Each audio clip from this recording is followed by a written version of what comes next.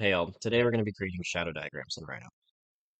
So the first thing that we're going to do is model our geometry. You can see I've set up this green volume here as the volume that we're going to be analyzing, as well as modeling some context boxes surrounding our volume. It's important that these volumes sit either on the C-plane or if you have a sloped site that they sit on some sort of surface in order for the shadows to be cast on. We're going to be studying how these shadows get cast in plan view primarily, and we want to make sure that all of our diagrams stay consistent. So we're going to set up a named view in order to make sure that all of our diagrams have the same camera position. To do this, we're going to use the named views panel. If you don't have the panel open, you can click on the panels tab at the top and select named views and it should pop up. To create a named view, we're going to position our camera in the way we want, and then we're going to hit this little save icon in the planned views panel, and that will let us save a view. What this does is anytime we move the camera around, if we double click on this saved view, it'll snap us back to our camera position that we had saved. This will allow us to have the same camera position for every single diagram that we make in case we lose it somehow. And you can see that I've accidentally set the perspective view to be this named view, so I will go ahead and set that. All right, so now I'm going to go back into top view and double click on the named view just so I have everything set up correctly. And now it is time to get the shadows on here. So we can't get shadows in shaded views, so we're going to have to change the display mode. So to do that, we're going to click this little drop-down menu and then hit rendered view, and this will give us what we're looking for. Currently, there are no shadows on here, so we're going to have to adjust some other settings. The first group of settings that we're going to adjust are in the lights panel. So if you don't have the lights panel, you can go up to the panels tab at the top and open up the lights one. So now that we have the lights panel open, you should see the skylight light bulb on, but the sunlight bulb off. And we actually want to turn the sunlight bulb on. Now we can see some version of shadows appearing.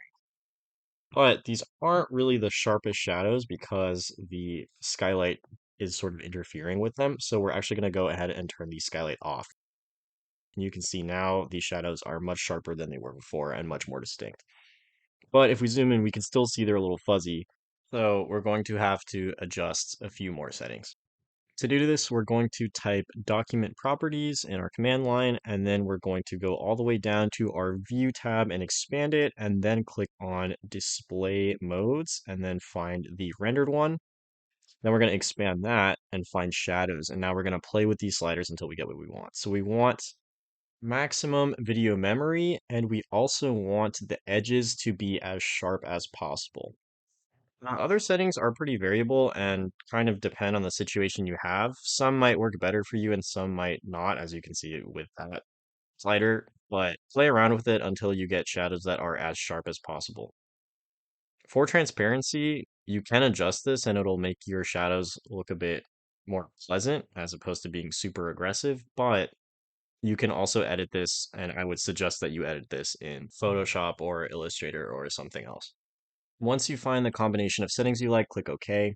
When you zoom in, you can still see that there are some artifacts, and this is because shadows are not treated as objects in Rhino.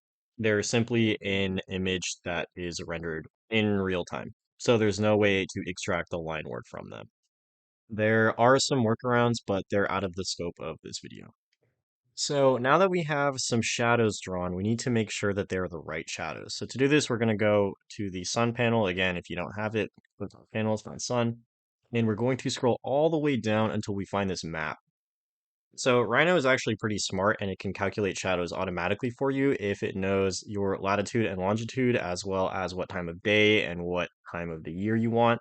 In order to set your location, you can just click the Here button, and Rhino will figure out where you are in the world and set those numbers accordingly. But if that's not working for some reason, you can always input the latitude and longitude that you want manually.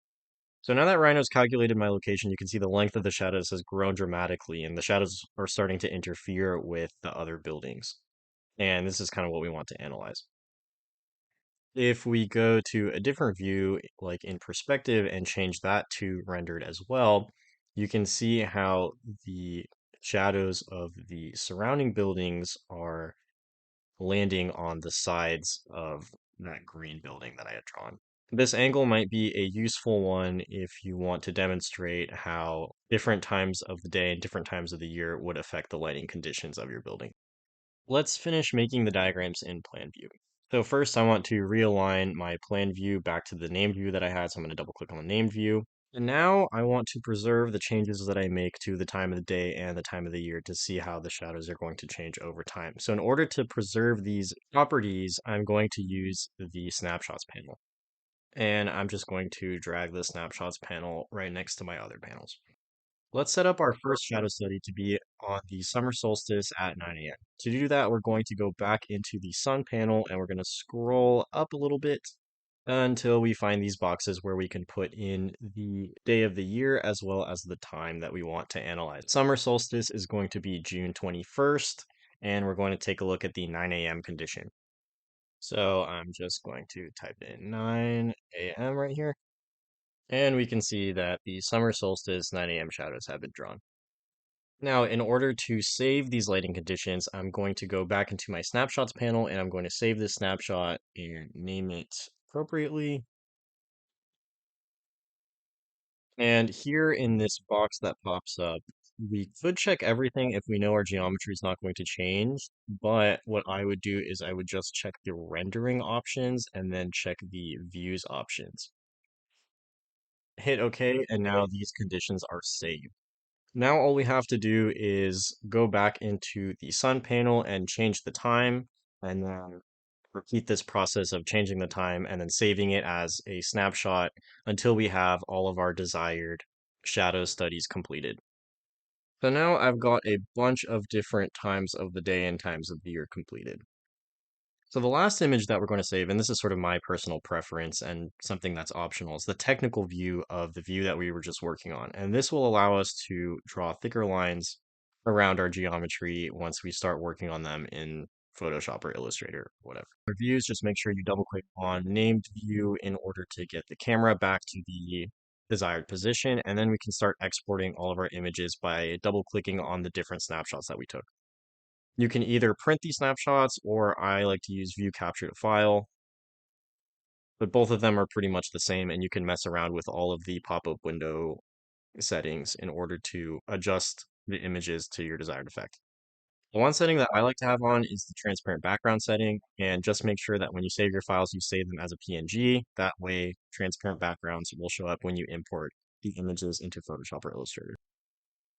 So just make sure you click this drop-down menu and select PNG, and then hit save. Next, we're going to go back into our snapshots and we're going to select a different snapshot. I already have this snapshot saved, so I don't need to save it. So I'm going to go ahead and click no. And now we can see our other snapshot has been restored, and I'm just going to go ahead and repeat this process for all of my images. So depending on how you want your layout to be, if you want all your shadows on separate images, for example, you could create a layout where all you do is paste every single one on its own page. Or if you want to get fancy, you can stack them on top of each other in Photoshop. So I've just created different layers, and all you have to do is sort of adjust the opacity between the different layers in order to see all of them at the same time. This is where the technical view comes in. If I bring it to the top, you can see that the technical view traces the outlines of the buildings just to give a more clear idea of where the buildings are. If you are stacking for representational purposes, I would separate the different days and then stack times of the day just to be more verbose about which diagram represents what. Especially for sun studies, make sure you include things like north arrows and label all your shadow diagrams with the correct time and date. If you want to adjust the shadows further and customize them even more, I would suggest bringing these images into Illustrator and then tracing the shadows. That way you have full customizability about how you want your shadows to look.